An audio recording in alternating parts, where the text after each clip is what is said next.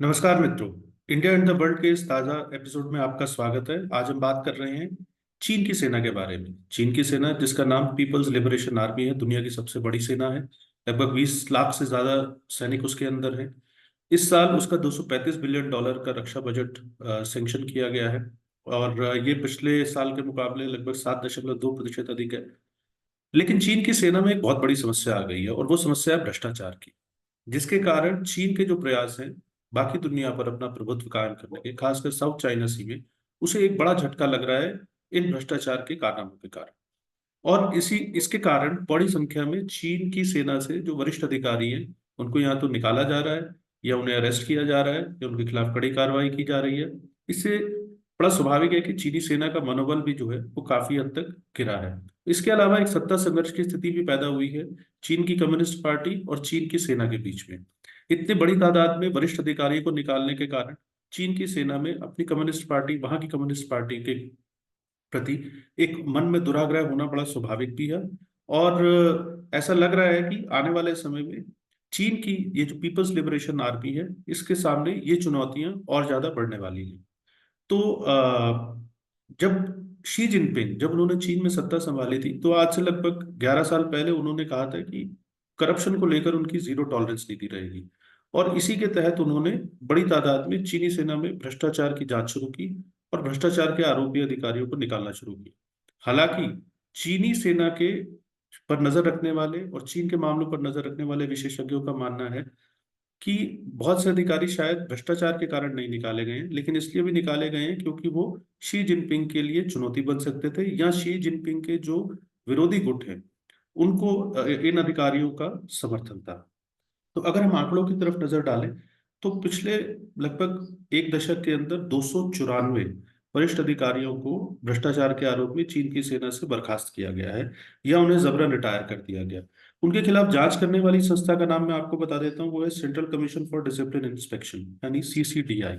ये चीन की एक संस्था है जो भ्रष्टाचार के खिलाफ जांच करती है, खासकर सैन्य अधिकारी। पिछले साल 45 अधिकारियों को भ्रष्टाचार की जांच का सामना करना पड़ा, और इसमें से 27 को जबरन रिटायर कर दिया गया। ये उससे पिछले साल के मुकाबले लगभग 40% ज्यादा का आंकड़ा है। अब कुछ प्रमुख अधिकारियों की बात कर लेते हैं जिन्हें हटाया गया। इनमें सबसे ऊपर नाम आता है पूर्व रक्षा मंत्री ली शुंगफू का। इनको मार्च 2023 में नियुक्त किया गया था, लेकिन अक्टूबर में इनको भ्रष्टाचार के आरोप में उसी साल हटा दिया गया। ये 2017 से 2022 तक इक्विपमेंट डेवलपमेंट डिपार्टमेंट के अध्यक्ष थे। ये विभाग चीन की सेना के लिए हथियारों को खरीदता है, और माना गया कि इसमें उन्होंने बड़ा भारी भ्रष्टाचार किया। सितंबर 2023 में जब ली शुंगफू के साथ ही 8 और अन्य अधिकारियों को, जो चीनी सेना के वरिष्ठ अधिकारी थे, उन्हें भी सस्पेंड कर दिया गया, निलंबित कर दिया गया और बाद में हटा दिया गया। इसके बाद फौरन बाद पीएलए के 9 वरिष्ठ जनरल हटाए गए। अक्सर एक या दो लोगों के तो भ्रष्टाचार के हटाने के मामले जो है दुनिया की कई सेनाओं में सामने आते हैं, पर एक साथ 9 जनरल हटाना और उससे पहले 8 वरिष्ठ अधिकारी, चीन के पूर्व रक्षा मंत्री का जाना, ये इस बात की ओर इशारा करता है कि चीनी सेना में भ्रष्टाचार कितने बड़े पैमाने पर फैला हुआ है। फिर बात करते हैं पीएलए रॉकेट फोर्स के बारे में। ये चीनी सेना का सबसे महत्वपूर्ण विभाग है, क्योंकि ये चीन के परमाणु हथियारों और बैलिस्टिक मिसाइल्स का कंट्रोल इन्हीं के पास है। तो इसके जो कमांडर थे ली यू चाओ, इसके कॉमिसार थे शू जोंगबो, और उनके जो 2 डेप्यूटीज थे जिनका नाम था ली गुआंगपिन और झांग जिन झोंग, इनको भी हटा दिया गया है भ्रष्टाचार के आरोप में। साउथ चाइना सी में चीन ने जो अपना प्रभुत्व कायम करने की कोशिश की है, भ्रष्टाचार के इन आरोपों के कारण चीन की सेना से जो अधिकारी हटाए जा रहे हैं, माना जा रहा है कि चीन के साउथ चाइना सी के अंदर अपने प्रभुत्व जमाने के प्रयासों को इससे झटका लगेगा। हम जानते हैं कि चीन के पास दुनिया की सबसे बड़ी नौसेना है। उसके पास 340 लड़ाकू जंगी जहाज हैं, जो कि जिन्हें आप वॉरशिप्स कहते हैं, उसकी नेवी में। इनमें से ज्यादातर जो साउथ चाइना सी में स्प्राटली और पारासल, ये 2 द्वीप हैं जिनपे की चीन की नौसेना का मुख्य रूप से जमाव है। और साउथ चाइना सी में पिछले काफी समय से चीन खासकर फिलीपीन को बहुत ज्यादा परेशान कर रहा था।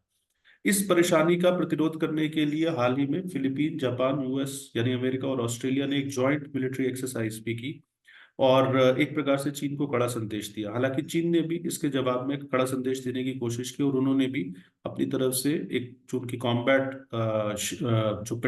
जो पेट्रोल शिप्स हैं, जो या जो कॉम्बैट शिप्स हैं, उनकी पेट्रोलिंग साउथ चाइना सी में शुरू कर दी, जिससे कि साउथ चाइना सी में तनाव काफी बढ़ गया है।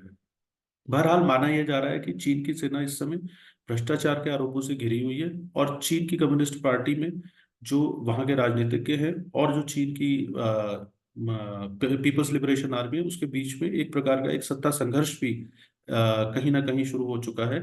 और देखते हैं कि आगे ये किस तरीके से घटनाक्रम आगे बढ़ेगा।